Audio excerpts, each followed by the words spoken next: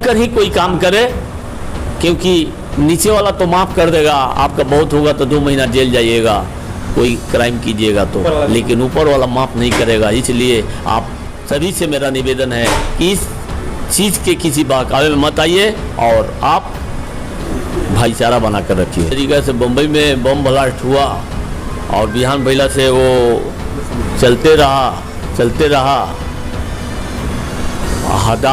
हादसा हो गया। हादसा होने के बाद फिर बम्बई रोज़ का रूटीन में चलता है, तो भाटपाड़ा में भी ऐसा ही हादसा होते रहता है। रोज़ भाटपाड़ा का लोग काम धंधा में भीड़े रहते हैं। नमस्कार, आदाब, आप देख रहे हैं इंडिया न्यूज़। मैं नूर आलम। जिस तरह से भाटपाड़ा कंस्टिट्यूंसी एक माह से सियासी चर्चा का विषय बना हुआ है, हमने देखा वार्ड नंबर 12 में एक सियासी कार्यकर्ता, तृणमूल कार्यकर्ता का खून हो जाता है। उसके दूसरे ही दिन 24 नंबर वार्ड में एक हादसा होता है, एक युवक का खून हो जाता है। और उसके बाद देखा गया कि 8 नंबर वार्ड से जिस तरह से एक सप्ताह के अंदर 85 बम पाए गए, एक दिन 50 बम, दूसरे दिन 35 बम, काफ़ी खौफ व हरास का माहौल है पूरे इलाके में। सबसे बड़ी बात ये रही कि प्रशासन तत्पर रही और प्रशासन ने मौके पे पहुंच करके सारे के सारे बम बरामद किए और डिफ्यूज किए। इन सारे मुद्दों पे हम बात करेंगे भाटपाड़ा के वार्ड नंबर 2 के काउंसलर गोपाल लावत जी से। आपको बता दें, गोपाल लावत जी को 2021 16 अगस्त को भाटपाड़ा म्यूनसिपल का बोर्ड ऑफ एडमिनिस्ट्रेटर बनाया गया था और 6 महीना तक इन्होंने अपने कार्यकाल निभाया। उस कार्यकाल में इनको काफ़ी तत्पर देखा गया। भाटपाड़ा की जनता ने भी इनके कामों को सराहा, काफ़ी चर्चा में रहे। उसके बाद फिर से इलेक्शन हुए।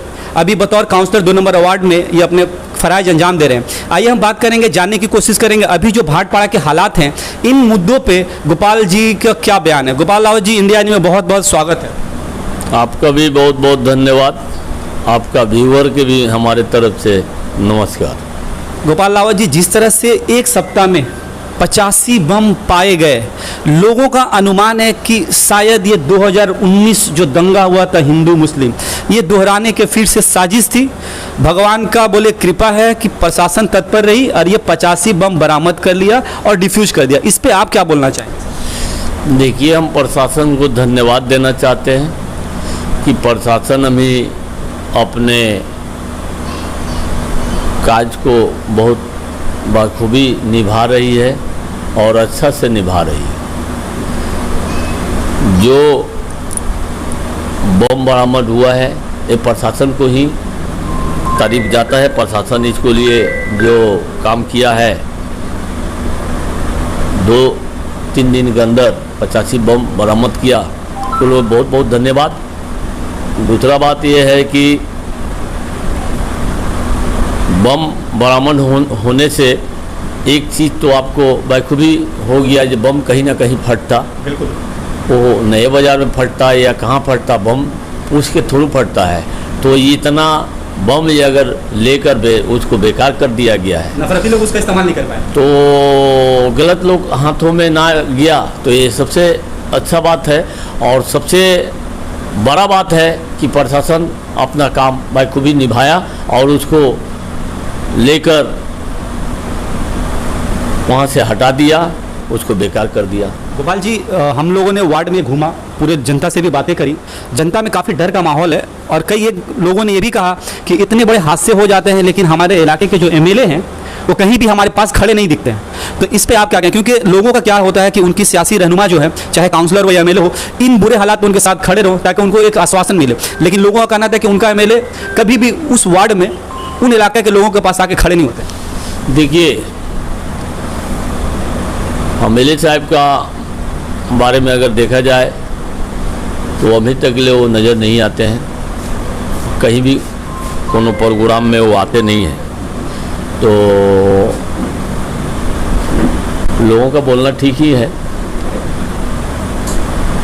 रहा भाटपाड़ा का डर का माहौल, तो भाटपाड़ा जो ऐसा चीज़ है कि तरीका से बम्बई में बम ब्लास्ट हुआ और बिहान भैला से वो चलते रहा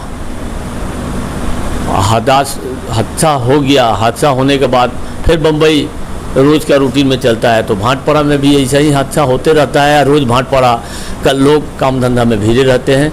ये हम लोग के लिए नई बात नहीं है और ऐसा माहौल ना हो, इस पर हम लोग ध्यान दे रहे हैं और दिए हुए भी हैं।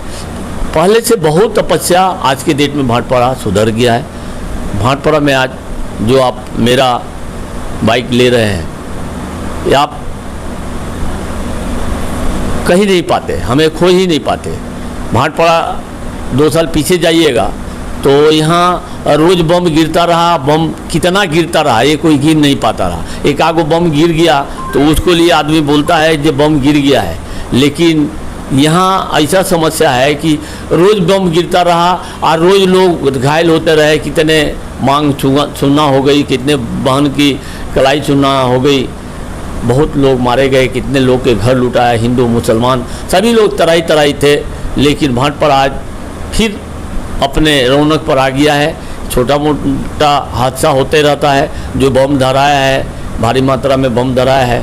बम प्रशासन यहाँ पर बहुत तेज है और प्रशासन की वजह से जिस तरीक़े से लोग अमन और चैन शांति से रह रहे हैं, हम प्रशासन को धन्यवाद देंगे। गोपाल राव जी, हमने लोगों से बात करी, लोगों का कहना था, दोनों समुदाय के लोगों से हमने बात किया, लोगों का कहना था कि हम लोग आपस में यहाँ प्यार मोहब्बत से रहते हैं। दंगे में भी 2019 में भी हिंदू मुस्लिम आपस में यहाँ प्यार से रहे, लेकिन जो कुछ नफरती लोग हैं फिर से ऐसा माहौल जगता फैलाना चाहते हैं, उन जैसे लोगों को आप मेरे चैनल के माध्यम से क्या पैगाम देना चाहिए, क्या मैसेज देना चाहिए? कि भारत एक बाग है और पश्चिम बंगाल इस बाग को ममता बनर्जी सजा के रखी है, जहाँ चंपा, चमेली, गुलाब सारे फूल खिलते हैं। एक माली जिस तरीक़ा से अपने बाग को सजा के रखता है, उस तरीक़ा से ममता बनर्जी पूरे पश्चिम बंगाल को सजा के रखी है। किसी के बहकावा में मत आए। ममता बनर्जी हिंदू, मुसलमान, सिख, ईसाई सभी को एक बराबर, एक समान देखती है। इसीलिए आज बंगाल में है, यहाँ के लोग अमन और चैन शांति से हैं। आपको बता देना चाहता हूँ कि मोहम्मद रफ़ी साहब एक गाना पर रिहर्सल कर रहे थे, माँ काली का भजन पर, तो उनका मृत्यु हो गया।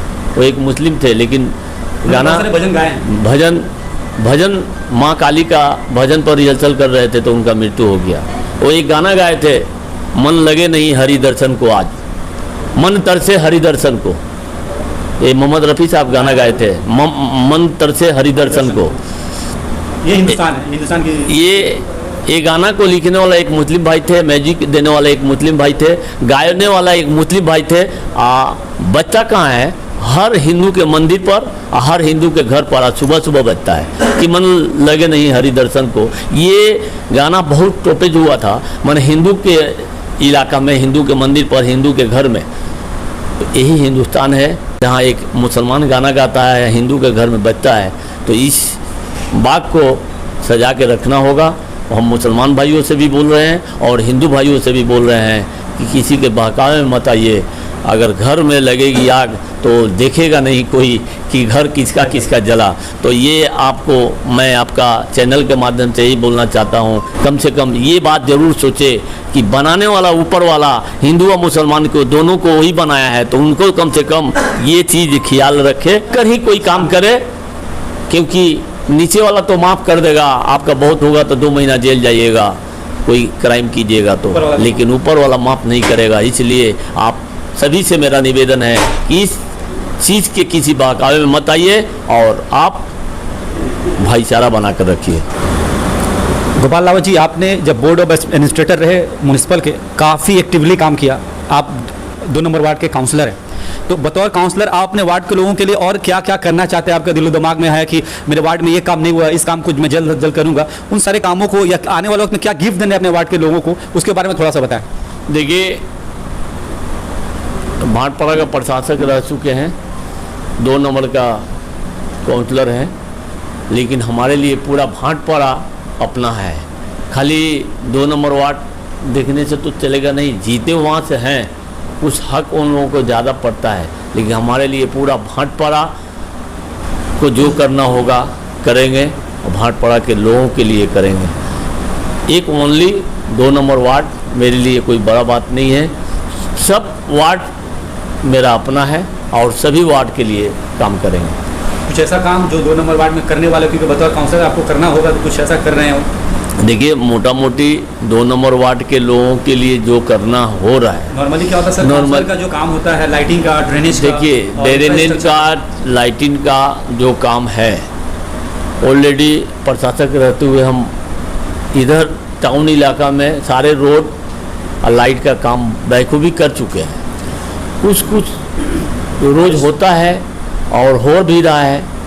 और 2 नंबर वार्ड में बहुत सारे समस्या है। जूट मिल का इलाका है 2 नंबर वार्ड, और नॉन बंगाली या बंगाली दोनों लोग रहते हैं वहाँ। बंगाली इलाका जो है थोड़ा सा डेवलपमेंट किया हुआ है। नॉन बंगाली इलाका जो है वो कंपनी साइड का है, जो जूट मिल इलाका में आता है। अब रोज़ हम सोच रहे हैं जो वहाँ क्या अच्छा करे।